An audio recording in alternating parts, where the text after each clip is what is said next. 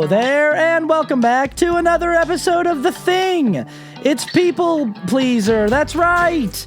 That's what it is. From a Blanket Fort recording studio in a one-bedroom apartment in North Hollywood, this is People Pleaser. And today we are talking about shifting the Overton window. I'm still doing it from the one-bedroom apartment in North Hollywood, from the Blanket Fort recording studio. 6 years later, still going strong. I actually think the podcast is closer to 7 years old at this point. Lots to talk about on the show. First thoughts before we actually get into the main topic of the show, could we spend the briefest moment talking about this Turning Point USA tour and just the weird way that conservatives perform what they think normal expressions of grief are. Forgot to mention we have the TikTok Digital Studio audience here. We got about 80 people in the TikTok Digital Studio audience. Hello,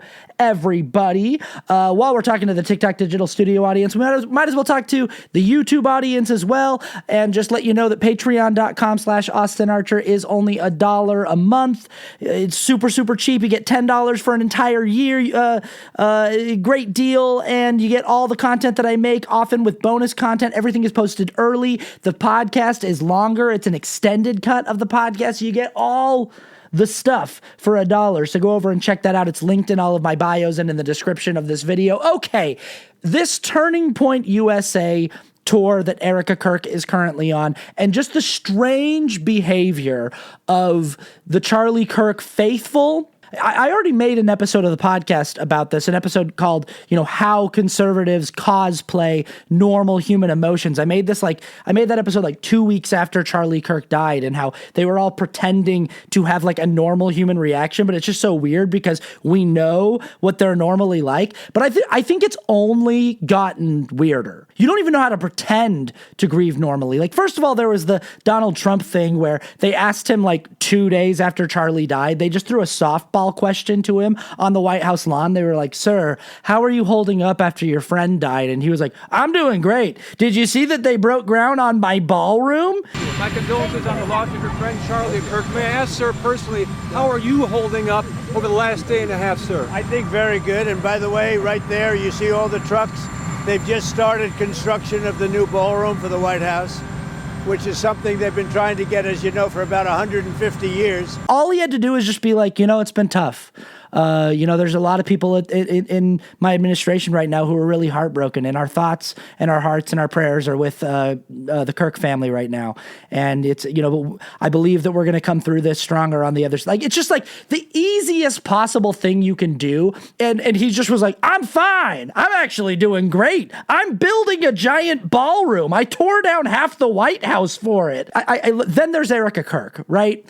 I love the fact that all over the internet, conservatives were like, "It's disgusting watching liberals celebrate the death of Charlie Kirk. It's just how you guys are celebrating this." And then to watch what they think celebrating apparently isn't, that apparently wearing full sequin suits and coming out on stage to a pyrotechnics display and everyone screaming and cheering and everyone decked out in full American flag suits and waving flags and apparently that's not celebrating. Apparently that's how you grieve. I made a joke on Instagram today where I was like, they are this close to putting her in one of those wire setups that Pink uses at her concerts and just launching her into the sky every time she comes out on stage, and she just does 14 backflips, and they should do that to the AI "We Are Charlie Kirk" song. Just Erica Kirk taking off and just, "We are Charlie Kirk,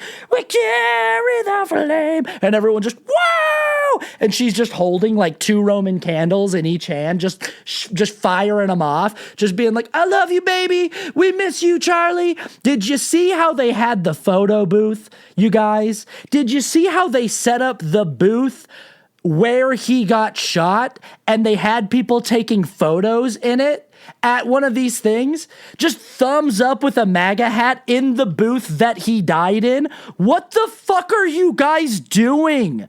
This is like if you like literally set up a Lego recreation of the Two Towers, you know, and they were like 7 feet tall each, and you just did a photo op of like people standing in between them like, yeah, never forget 9/11, man. Like, what are you doing? And what it is just like they don't know what it looks like to respond to something in a normal, healthy way. So they're like, you guys are all celebrating, and it's like, cool, we're not like sad at all that he's dead, but what the fuck are you guys doing? Because I don't, if you think this is what grief looks like, I just don't think they're capable of the emotion grief. Like, I don't think they're capable of being upset. Like, I just think that like they are so shielded in their psyche from ever experiencing any kind of upsetting or negative emotion that they're just sort of like, well, I feel a big feeling about the fact that Charlie Kirk's not alive. I guess like I should dress in a full American flag suit and start lighting off fireworks. Is that what you do when you're sad about? I don't know. Like, is that right? I'm pretty sure. Like, it's just so insane. I also pointed out the fact that she looks like Pennywise the Clown. Sorry, she does. I mean, I'm going to throw a video on the screen for anyone who's watching the video version of the show right now, and like, tell me it's not Pennywise. You're telling me that's not Pennywise? I saw that, and the first thought I had in my head was like, no way, that's Penny. I immediately was like, holy shit, why is she doing it like that? Why is she starting with her head down and then slowly raising her head with this like, hey, everybody, smile with the like heavy dark mascara around the eyes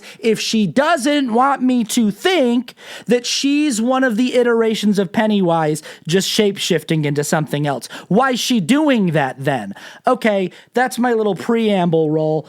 Let's actually get into the real show. So the title of the show, Shifting the Overton Window. So recently, Mitt Romney, remember Mitt Romney? Remember good old Mitt Romney? Good old, nice hair. Jason Sudeikis played him on SNL. He ran for president against Barack Obama in 2012. You remember that guy?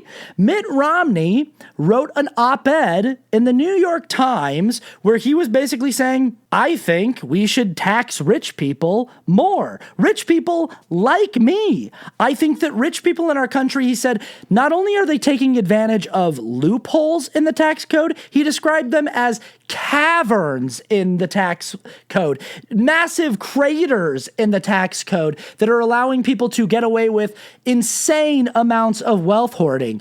Whoa, Mitt Romney, more like Mitt Bernie. Bernie, right? Am I right, you guys? More like Bernie Romney, more like Bern Romsters. Is Mitt Romney woke now? Is he infected with the woke virus? Does he understand why it's cool to be progressive now? Is that what this means? The answer is no. It's cool. Hey, in 2025, we got to take any W that we can take, and it's cool, like, to have a guy who calls himself a Republican, anyone who identifies as a Republican, admit the obvious fact that, like, yeah, billionaires should be paying more in taxes. Like, that should not be a controversial take. That should not be a radical take, and it's not a radical take. Mitt Romney is not woke. Mitt Romney is not progressive. Mitt Romney is exactly who Mitt Romney has always been. Mitt Romney knows enough about economic philosophy and just sort of how political tax codes should work if you want a somewhat functioning society, in order to be able to like do this math and do this arithmetic and figure out that, like, oh, people like me should be paying significantly more than we currently are, and we could pay for we could cover a lot of the societal burden with our wealth. But that does not make Mitt Romney woke. That does not make Mitt Romney someone who is like now converted to the left. And it's just what it means is the Overton window has heavily shifted. Surprise, surprise. Nobody's surprised by this, right? The Donald Trump political era has pushed the political Overton window in America so far to the extreme right, it has had the result of making someone like Mitt Romney appear to be significantly more progressive than he actually is. I mean, all that being said, I'm at a point, and I think most people should be at this point, where it's like, if you came to me today and said, we can switch out Mitt Romney for Donald Trump tomorrow, do you want to do it? I'd say, in a heartbeat.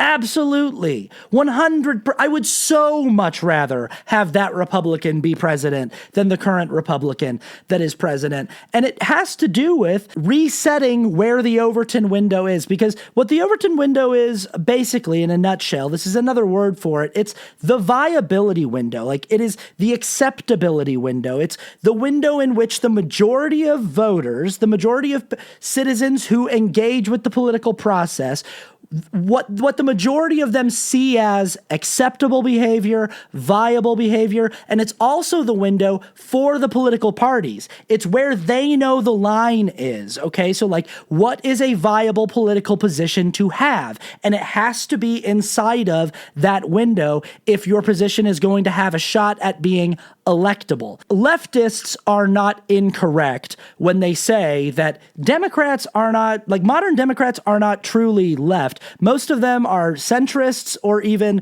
right of center. When it comes to how the actual political left functions on the global scale, America doesn't have any mainstream political representation for anyone on the true left. We have centrists and people who are center right, identifying as our version of the left because they're just on the further left side of our current Overton window from the people who are currently in power. And those people are almost all the way on the right. It actually goes further. I think I've said in the past, like, oh, Donald Trump's as far as it goes. That's wrong. It goes further. Like, you can actually go a little bit further into, like, people like Nick Fuentes and stuff. The only big difference between Donald Trump and his cronies and Nick Fuentes is that they don't say the quiet part out loud as often as Nick Fuentes does. Like, Nick Fuentes and his team, those people, the Groypers, that kind of crowd, they're willing to just openly own their white supremacy and their Nazi beliefs. And Donald Trump and his cronies share all of those same beliefs and are using all of those same tactics.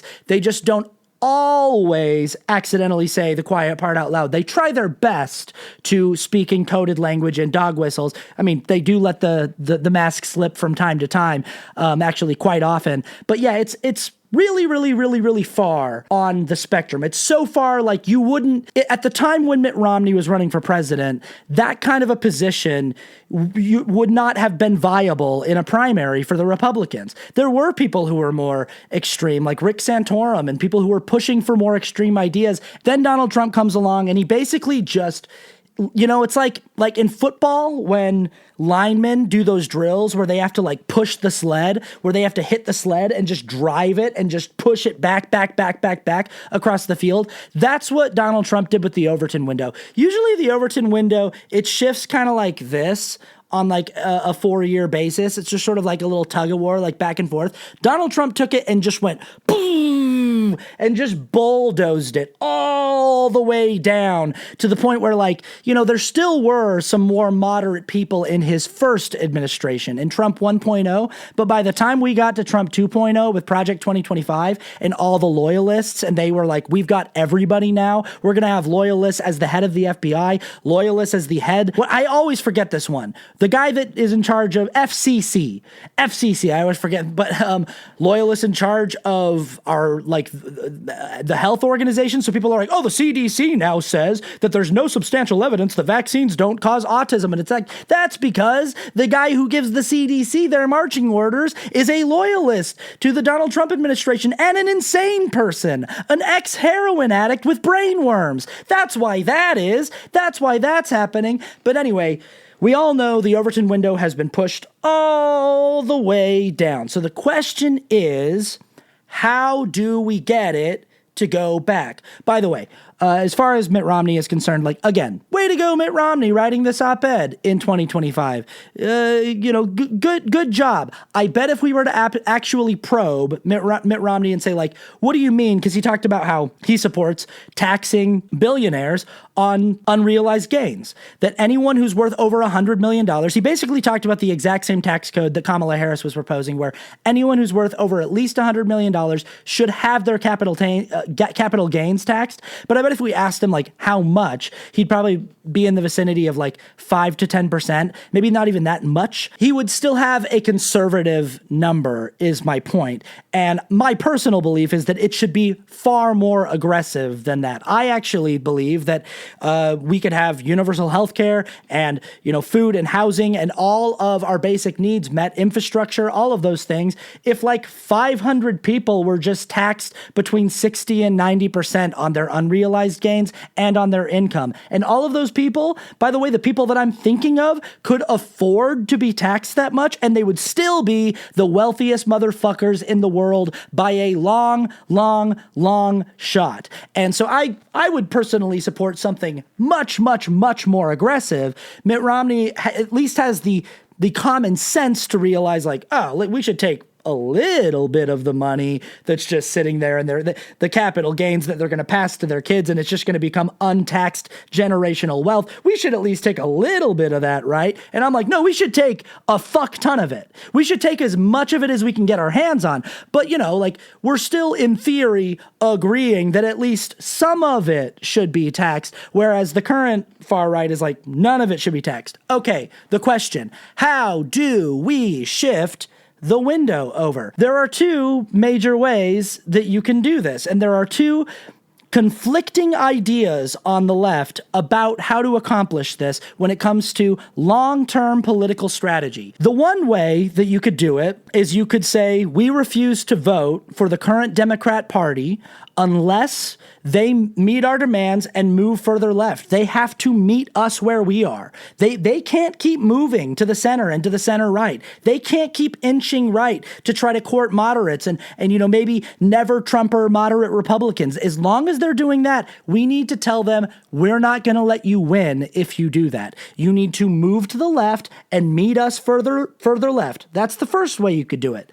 The second way, because if you do that, then they have to move over. And basically what happens with the Overton window, with the viability window, is every time people on the edges of it have to inch over one direction or the other, it drags the entire window over. It doesn't just widen the window. Think of it as like, it's finite. Like it has a finite amount of width that it can stand at any given time for what is viable within that window. So when someone on the extreme edge of it pushes it one direction, it drags the entire thing. So if we were to somehow force Democrats to move left by saying, we won't vote for you unless you do this, it would drag the entire window this way. The other way to move the window, obviously, is to say to the far right, who is currently in power, we are not going to allow this to be a viable political position. We are going to make sure that as long as you are this extreme,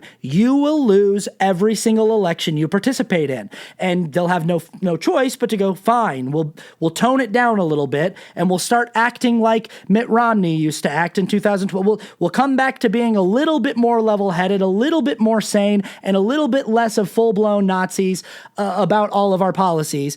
And again, when one side of it moves, the other side moves to it, inches this way. Those are your two options of how you can slide the Overton window to the left.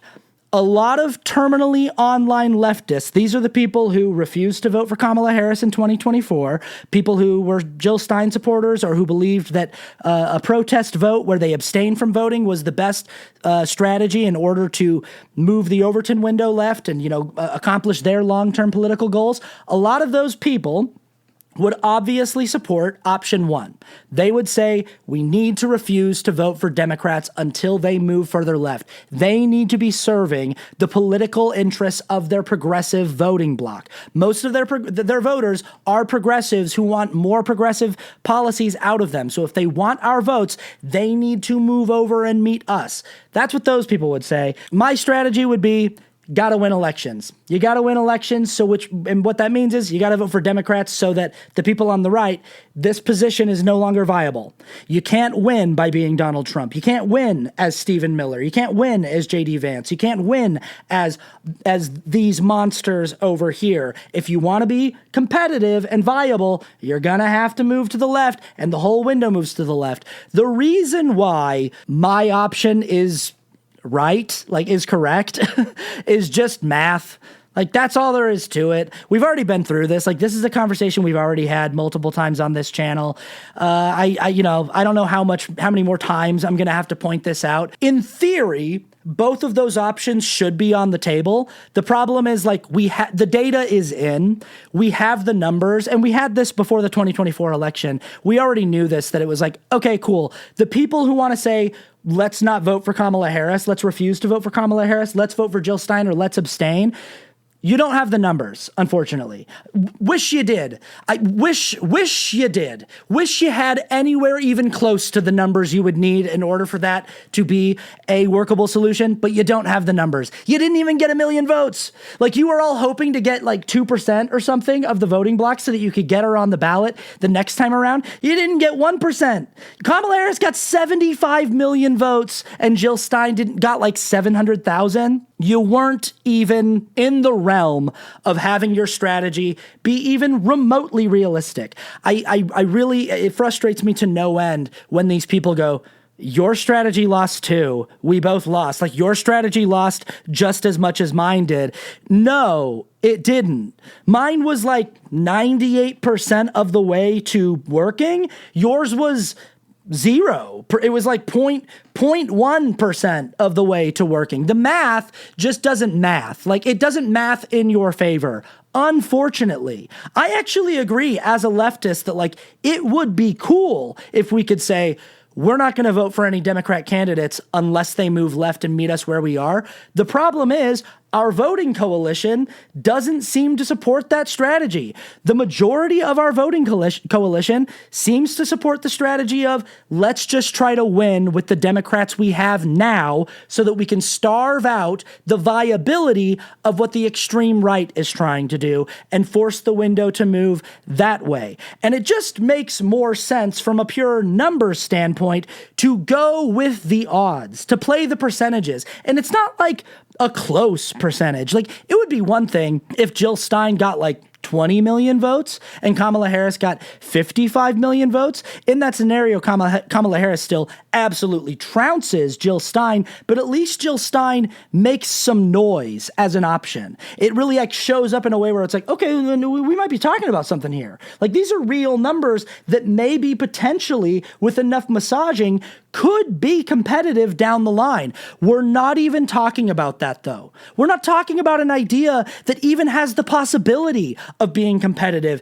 in 2 years or 4 years or 8 years or 12 years, okay?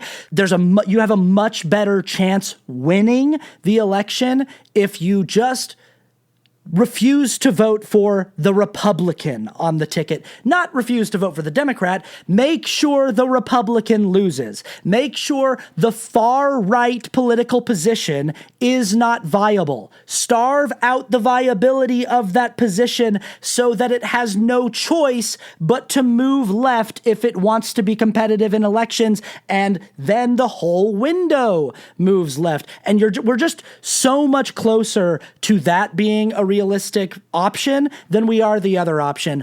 Unfortunately, this isn't because I prefer it this way. I'm not saying this because I'm I like it this way. I like voting for people who barely represent my political interests and values and my long-term political goals, who are just marginally better than the opposition.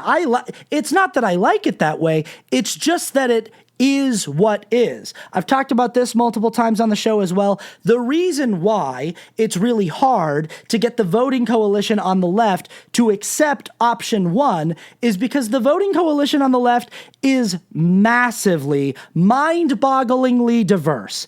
The voting coalition on the right is 89 to 90% white, Christian, heteronormative, conservative people. Like, that's it. And it's incredibly homogenous when it comes to its demographics, when it comes to its ideology, when it comes to its religious beliefs. It's a very, very homogenous voting bloc, and it's really easy to get them all on the same page and pulling in the same direction. Whether that is Mitt Romney or Donald Trump, they'll fall in and they'll do their jobs. It's a lot harder to get the 80 million or so votes you need to get on the left in order to win federal elections, because the left is everybody else. The right is white, heteronormative, Christian, conservative people, and the left is everybody else. All the other kinds of people. All the other kinds of people in the world are the people who make up the left. You can't just come to them with like, well, we all want the same things, right? We're all socialists and communists who want to take down capitalism and replace it with a much better system and abolish the police force. We're all on the same page about that? No, unfortunately we're not. I'm on that page with you. I'm with you, comrade. I'm down for the cause. It's just that, like, in order for us to be able to move in that direction, we gotta fucking win elections. We gotta work with our coalition. And our coalition is very, very diverse. And not everyone in our coalition is as progressive as you are. They're not all as far along down the pipeline as you are. And you gotta be okay with that. You gotta work with people who are just like a little left of center, but they can't stand Trump and they don't want him to win, but they're willing to vote for a Democrat. You gotta be willing to work with those people. You just have to be, because the numbers support that idea. The numbers say if you do that, we can win. We can win, and we can starve out that position, and we can move the window to the left. Let's talk about Jasmine Crockett.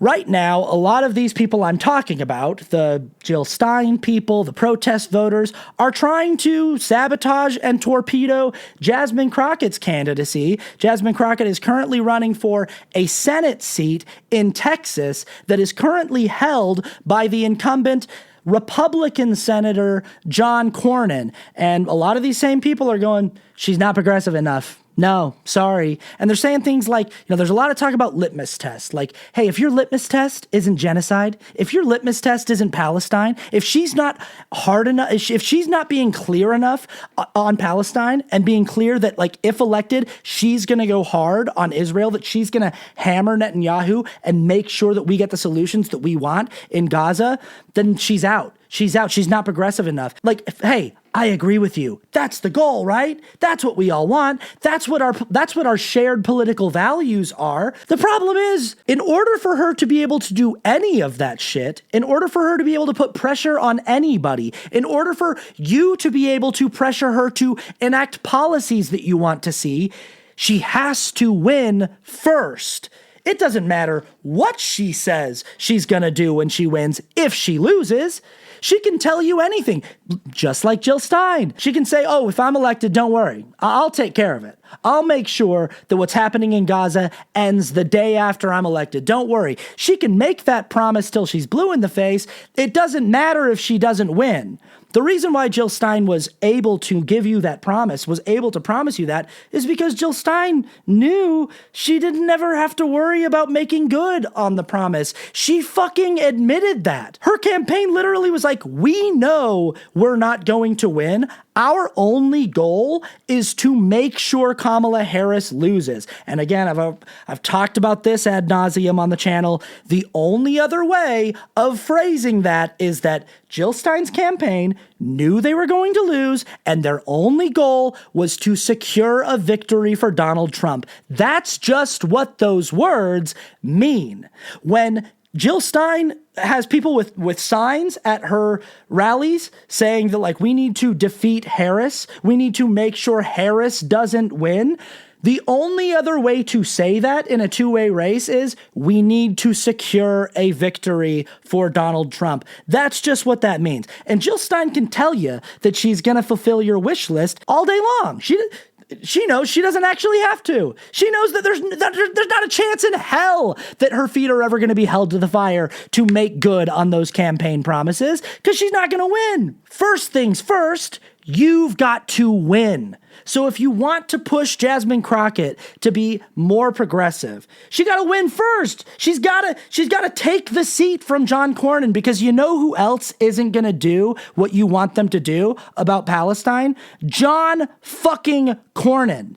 John Cornyn doesn't give a shit about it. Now we come to the whole thing of just like, well, they're indistinguishable anyway. If Democrats are just center or center right, then then they're just Republican light. And what's the difference between those two things? There is a difference. There is a difference between Mitt Romney and Donald Trump. Mitt Romney is Republican light. He's Republican. He's conservative. He is, by no stretch of the imagination, a leftist or a progressive. But he's not the same kind of Republican as Donald Trump is. He's Republican light, and that is an improvement. And when we're talking about shifting the parameters of what is viable in our political system, you gotta take the fucking victories as they're presented to you. You've got to work with the conditions you are given. A lot of these people during the 2024 election liked to use this analogy. They would say, Harris voters are the kind of people who buy a car and then negotiate the price after they've already bought it. Now, I have a history of roasting people who pedantically pull apart analogies when they don't work as a perfect one-to-one example of the thing that they're talking about. But this is a dog shit analogy. This is a really, really bad analogy because it only makes sense if any car is available to you. If you're at a car dealership and you can have any of the cars there, and you're just choosing, for some reason, to pick a car that's overpriced and not very great, and then you just figure you'll negotiate afterward. But that's not actually the situation we're in at all. That's not how voting works. But I'll stick with the analogy of buying a car. This is much more apt to the situation American voters actually find themselves in. It's kind of like we're all wandering in the desert, and we have been for a very, very long time, and our skin is blistering and sunburned, and we're starving, and we are dying of thirst. And every 2 to 4 years, we come across a car dealership that has like two not great vehicles, like two pretty shitty cars in it, you know, but like the dealer's just like, these are the two cars that I got. And we're all like, we have to get a car so that we can move closer to a place where we can get some water and start rebuilding. And maybe we can even get a better car. And basically like the two cars that are offered to us, they're both beaters. They're both like not great options. You know, one of the cars is like super old. The bumper's fallen off. The seatbelts don't work. The AC doesn't work. Sometimes the brakes go in and out, and it's like it's a little bit dangerous. So it's not a great option at all. But the other car is like, the seats are cacti. Like, in order to drive the car, you have to sit on a bed of cactus needles, and like hot oil periodically sprays out of orifices in the car and sprays you in the face, and the car like catches on fire from time to time, and it doesn't drive you closer to the destination you're trying to get to. It drives you further into the desert. And these people are literally just like, they're both bad cars. They're both bad cars. I hate both these cars. I don't want either one of these cars. It's hot. We're in the desert. I want a car with working air conditioning. And it's like, hey, dude, we all want the fucking car with the working air conditioning. We don't get that fucking option right now, okay? There's a town a little bit further down the way that does have cars with air conditioning, and we can get to that town in this other shittier car. I know that they're both shitty cars. I know that you don't like either one of them. I don't like either one of them either. But pretending like they're indistinguishable from each other because they're both bad is so beyond stupid. Like, are you fucking kidding me? We are a year into the second Trump administration, and anybody who cannot come clean with themselves and admit that we would be better off with Kamala Harris as president right now is just not a serious person. You're just not a serious person politically if you can't be honest about that. If you can't admit that. You can say all day she would have just been, this, but like slightly less bad, and that's not good enough. Slightly less bad is better. It's better. And it's just not even worth debating. It's so fucking stupid. It's so stupidly obvious which one is better. Yeah, it's a beater car. Yeah, the bumper fell off. Yeah, the AC doesn't work and we're going to be sweating the whole way there. But this car has the opportunity to get us a little bit closer to the place when we can start having slightly better options. And when we get to the place where we can start having slightly better options, we can move to the next place where we have even more slightly better options. And then the next place and the next place. And this is the problem with these kinds of leftists, is they actually fully lack any kind of comprehensive, long-term political strategy. I have had full-on conversations with friends who are this kind of leftist where I've just asked them the simple question, what are your long-term political goals? And they look at me like I'm speaking a different language. They're like, what do you mean by that question? And I'm like, play it out for me, 20 years, 40 years. Like, what, in your ideal scenario, how does this play out? How does, like, refusing to vote for Democrats and refusing to vote for anyone at all who's ever taken AIPAC money or anything like that, how does it play out? What is the ultimate goal? Some of them sometimes will just go like, it's revolution, baby. We're trying to topple this thing. They're accelerationists, right? Or they want to accelerate the demise of the empire. They want to hasten the revolution. To those people, I say, first of all, it is ridiculous and heinously inhumane and gross. The cavalier way you are willing to throw the safety and well-being of the most marginalized and most vulnerable communities under the bus with your accelerationist philosophy, because in the event of some kind of violent, widespread revolution, disabled people, queer people, any kind of marginalized people, they'd be the first to, they would be the hardest hit and like the first casualties to fall. And it's often like privileged white people who are like, revolution, baby, privileged white leftists online who talk a big game about that. I find your cavalier disregard for the most vulnerable communities really, really gross. I also have this problem with when you refuse to vote for someone like Jasmine Crockett, because I'm just like, okay, cool. So we're willing to just throw all of the vulnerable communities who live in Texas under the bus because Jasmine Crockett right now isn't promising you all of the perfect things you want her to promise in order to earn your vote. Cool. I think it's kind of gross the way that you claim to be progressive, but you're also saying everyone's safety who's more marginalized than you is expendable in order for you to get to play out your shitty political strategy. But anyway, and the second thing about accelerationism is I don't believe you. Like, I just am like, bullshit. When you're like, revolution, baby, I'm like, get about it then. Go out there and do it. Do you know how long I've been having political conversations online with these people and they've been telling me that they're planning the revolution?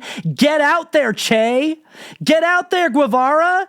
Go fucking do it then. Stop talking about it and go do it. Go pick up the Molotov and get to fucking work then. But they're not doing it. They're not doing it. They're not doing shit but talking about it online. So not only do I think your accelerationist philosophy is heinously cruel to all of the people more marginalized than you and really kind of disqualifies you as an actual progressive who's actually humane and actually cares about people, but also I think you're a chicken shit liar. I think you're a fucking coward who would never dare be on the front lines of a violent revolution. So that's my take about that. This person says, you've been to one protest in 6 fucking years. Not me. Couldn't be me. You're not talking about me, but you probably are talking about accelerationists. But yeah, that's the analogy. That's the actual analogy. You've got 2 cars that you're being offered, okay? And you want some magical third car that doesn't exist. I said this a lot during the 2024 election cycle. It's the trolley problem, right? You pull the lever, you're going to run over 10 people. You don't pull the lever, you're going to run over 100,000 people. In your mind, these choices are indistinguishable because either way, you're committing a terribly violent act that you want no part in. I either wash my hands of this, or you say, I vote that we turn the trolley into a jet that flies over both avenues. And the problem in either case is like, you don't get to wash your hands of it. It's going to happen one way or another. And we don't have a viable path to turn the trolley into the jet that you want. What we do have is a chance at harm reduction. We have a viable shot at harm reduction. And we have a viable shot at inching toward the kind of society where we no longer have to make these kinds of choices, where we no longer have to be placed in these kinds of really unfortunate, really sad, really big bummer moral dilemmas. You know, you guys want to buy the car and negotiate later. No, we need a fucking car. We're dying in the desert. We need a car, and only one of these cars has any shot at getting us anywhere near where we need to be. That's how you shift the Overton window. I rest my case, Your Honor. Let's talk to a jury of my peers over here in the TikTok Digital Studio audience. What's up, everybody? We got about 100 people here.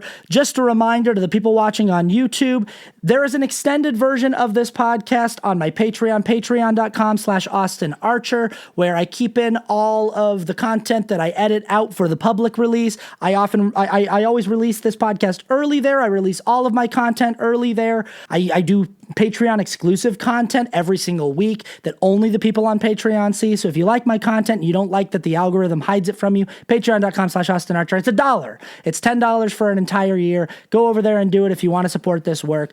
Be about it, okay? What's up, TikTok Digital Studio audience? Eli says, thanks for defending us marginalized. You're welcome. I mean, I'm doing my best. Unfortunately, like, there's only so much I can do as an individual. Again, going back to this thing of like, I don't like it.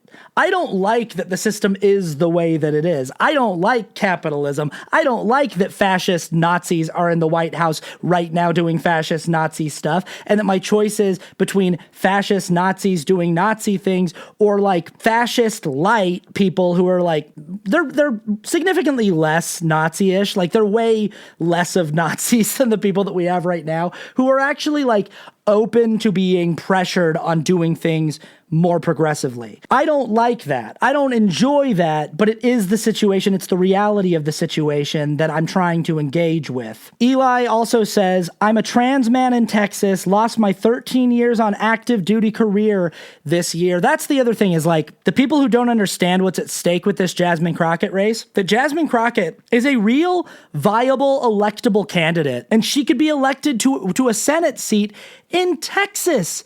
She could be a senator from fucking Texas. And if you can't understand the long-term benefits of having someone like Jasmine Crockett as a senator from Texas, the long-term benefits in federal elections and the long-term benefits legislatively for the entire country and for the state of Texas, again, I just don't think you're a serious person politically if you don't get that. These white online leftists who are these hardliners, they often live in blue states where they're protected by their own privilege. They're not going to lose their benefits like Eli is. They're not going to be hit the hardest if Jasmine Crockett doesn't win.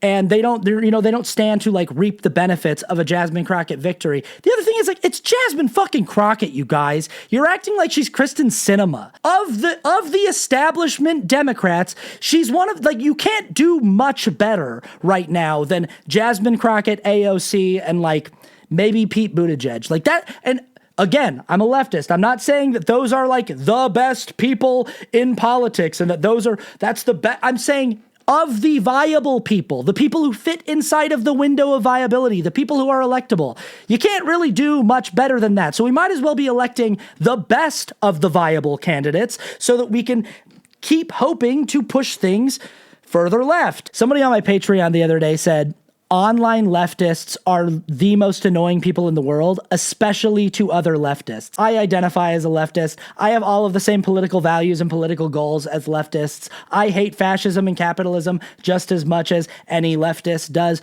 But online leftists, the really exclusionary, self-righteous, sanctimonious ones, they identify me as like a full-blown neo-fascist, capitalist mouthpiece, shill, shit lib, because I advocated for Kamala Harris in the 2024 election because she was the only viable option that wasn't Donald Trump. And because I understand math. They really are the most obnoxious people in the world. Like, they're more obnoxious to me than MAGA is, because MAGA people are just like, yeah, they're all dumbasses. Like, every time a MAGA person does something that's like completely head-assed, you're like, yeah, I mean, that makes sense. They're a cult of total dipshits. But when someone who like is at least smart enough to see the value of leftist policies and ideas and goals, but lacks the brain power to understand like really, really, really basic strategy, like the most basic logic ever, but then they also happen to be like so self-satisfied in their wrongness. Like, it does not matter how obviously wrong they are. They're so insistent that they're not wrong. They're just so like, no. We could have gotten that less than 1% up to the numbers that we needed to get. Like, for the voting coalition, we totally could have gotten that less than 1% that we got for Jill Stein. We totally could have gotten it there. It's like, no, you couldn't have, guys. No, you couldn't have. Just fucking admit it. You were wrong. You were wrong, and now everything is worse. You made a choice that made everything worse. That's what you did. And they're just like, no, AIPAC. No. If you disagree with me, you like AIPAC. If you disagree with me, you like Israel. Shut the fuck up. You're just like a MAGA person being like, oh, you guys love Bill Clinton. No, I fucking don't. Shut up. Christine P. says, they didn't just destroy the states, they screwed the world. Ain't that the truth? Like, you guys owe Venezuela a massive apology. You had two candidates. One of the candidates had spoken extensively, advocating for Palestinian safety and liberation. That candidate is Kamala Harris. And the other candidate said, I want to level it. I want to turn it into a parking lot. I want Trump Gaza Hotel, AI videos, and I want to, do the gritty on the fallen rubble. And those were your two options, and you were like, they're the same. One of them's not good enough, and one of them is literally the Antichrist. They're the same. Oh my God. The Bacardi King now says, you're like a girl in cheetah print. This is something we need to talk about, is horseshoe theory, because again, the online left, the terminally online leftists that I'm talking about, and I share a lot of the same political values and political goals. Like, we want to dismantle capitalism. We want to abolish police. We want universal healthcare. We want a society that actually takes care of its people. We want queer liberation. We're feminists, environmentalists. Jill Stein supporters and protest voters are the true blue MAGA, and they are so similar in their rhetorical argumentative strategies, their rhetorical argumentative tactics to MAGA. It's crazy. Like, the same way that MAGA always says TDS, they always go like, everyone on the left has TDS, liberals with their TDS, Democrats with their TDS, and like, TDS, if you don't know, means Trump derangement syndrome, and it's just sort of like, who has Trump derangement syndrome? Me, for hating Donald Trump because he's a pedophile and a serial rapist and like a career con artist and like a convicted felon who has enriched himself by lying about literally everything for his entire life, a demonstrable racist. I have TDS for that? Or does the person who has decided to make Donald Trump their entire personality, to deck their entire house out with Donald Trump decor, drive around in a truck covered in Donald Trump stickers with Donald Trump flags, wearing Donald Trump shirts with Donald Trump hats and Donald Trump shoes, reading their Donald Trump Bible, covering their ears with a tampon when Donald Trump gets fake shot in Donald Trump's stupid ear? Who has Trump derangement syndrome? Like, everything they say is a projection. And then leftists, like these online leftists who are horseshoe theory, behaving exactly like MAGA, always call people like me blue MAGA because of like the whole blue no matter who thing, where they're just like, you're in a cult. You just vote for anyone with a D next to their name. Blue MAGA. But it's like, you guys actually behave like MAGA. And this right here, saying that I look like a girl and that's why my outfit is bad, like being like, you look like a girl. How much more like a MAGA chud could you possibly sound? Like, you claim to be a progressive and you're saying my outfit is bad because it's feminine? Because like boys shouldn't wear stuff like that? Honey, baby doll, what? Diva, you're on the left and you're saying that I need to conform to gender norms better in order to be dressed well according to you, and I'm blue MAGA? Shut the fuck up. D30 says, I am not important. There aren't enough people in this chat not to see my messages. You're ignoring them to attack the easy argument. Sad AF.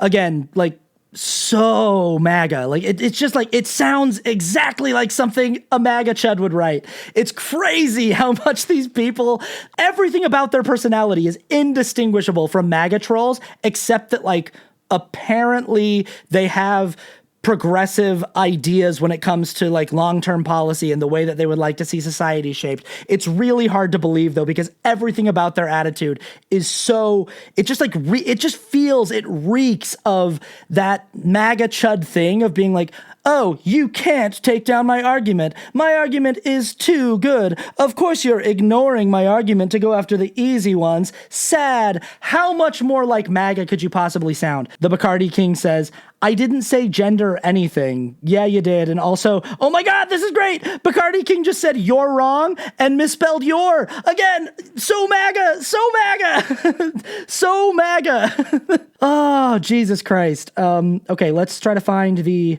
important argument that D30 made that I'm ignoring. D30, I'm honestly scrolling so far back and I'm missing it. Oh, Cappy says he thinks you're making bills. Oh, I'm not. Okay, so it's that thing. Okay, so D30 thinks I'm a shill, thinks that I'm making like lots of APAC money and that like the only reason I'm saying all of this is because the DNC is you know, giving me like a $20,000 check every month. I'm not. I am currently in my 1-bedroom apartment in California, where I have lived for the last 7 years. I started doing this as my job 6 years ago, full time.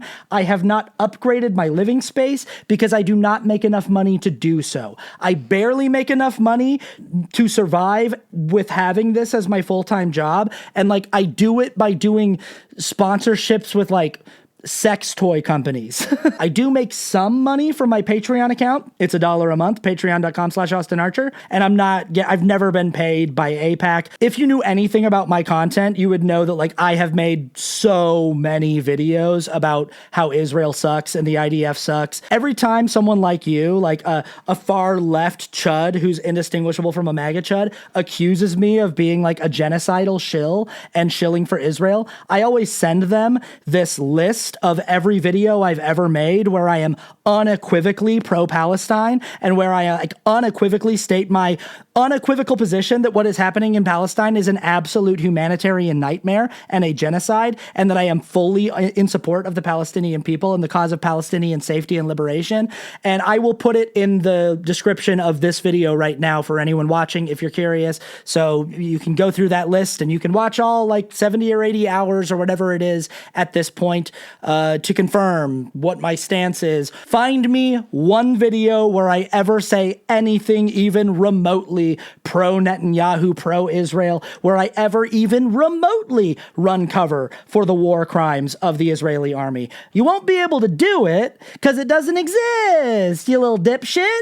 Cam says, IDK, man, seems pretty quizzical to me. What is quizzical? Like, do you know what words mean? What is quizzical about saying, I unconditionally, unequivocally denounce the state of Israel, the IDF, Benjamin Netanyahu, the Israeli government, and denounce their genocide of the Palestinian people, and I unequivocally want the end of the human suffering there, and the freedom and the safety and the liberation and self-determination of those people. This is what I mean when I say, like, the far online left, these people are indistinguishable from MAGA, because it doesn't matter how many times you tell a MAGA chud, like, I don't care about Bill Clinton. I don't care about Bill Clinton. They're like, you're crying that Bill Clinton is in the Epstein files. You love Bill Clinton. And you're like, I don't care. Take Bill Clinton to jail. And they're like, oh my God, you're obsessed with Bill Clinton. You love him. You love Bill Clinton so much. And it's like, that's these people.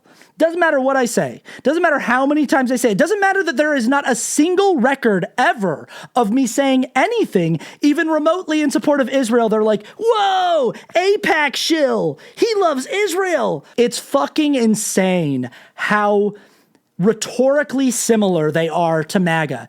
Victrolia Brown says, been a fan since the brilliance of Turtleneck and Blazer. What a throwback. Thanks for being here for so long.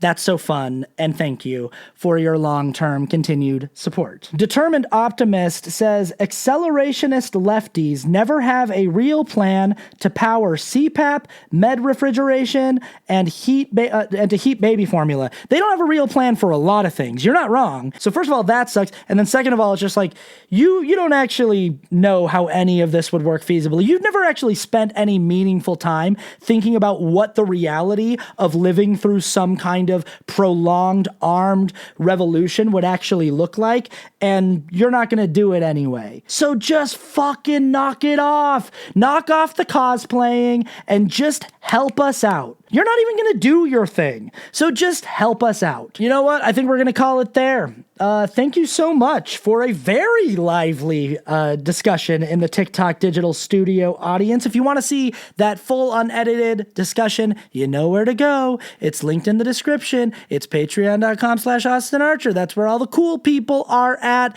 Let's wrap this one up. People Pleaser is written, edited, hosted, and produced by me, Austin Archer, with original theme music also by me. You can find more of my music by going to austinarchermusic.bandcamp.com, and you know that that's linked in the description. Right now, my limited edition double vinyl is on sale for 50% off. I'm trying to get rid of all of them. I got too many boxes left over from when I made the thing, and I don't want them anymore. So you should go over there and buy it for what is way too cheap. I'm selling them for way too few dollars, but I want you to have them. I want them to exist at your house as part of your collection instead of just sitting in a box in my house. So go check that out.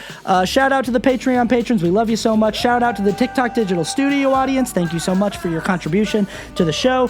Okay, that's it. We will see you next time. Until then, take care of yourselves, take care of each other, and I love you so very, very much. The less I know about